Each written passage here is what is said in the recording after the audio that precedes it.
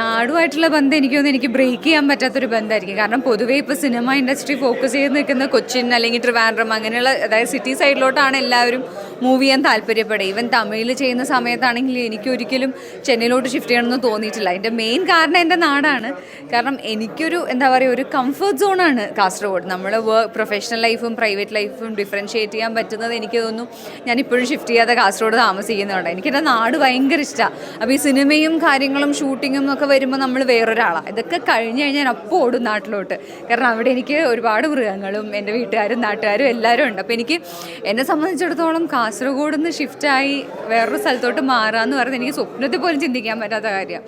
അപ്പോൾ ഷൂട്ടിങ്ങിന് വരും. എനിക്ക് ഹോട്ടലൊക്കെ താമസിക്കുന്ന കുറച്ച് ബുദ്ധിമുട്ടാണ്. എന്നാലും പ്രശ്നമില്ല, ഇവിടെ നിന്ന് ഇങ്ങോട്ട് മാറണ്ട എന്നുള്ളത് കൊണ്ട് ഷൂട്ട് ചെയ്ത് അപ്പോൾ ഞാൻ തിരിച്ച് വീട്ടിലോട്ട് ഓടും. അത് എനിക്ക് തോന്നുന്നു എനിക്ക് എൻ്റെ പേഴ്സണൽ ലൈഫും എൻ്റെ പ്രൈവസിയും ഒരിക്കലും എനിക്ക് സിറ്റിയിലോട്ട് മാറിയാൽ കിട്ടില്ല.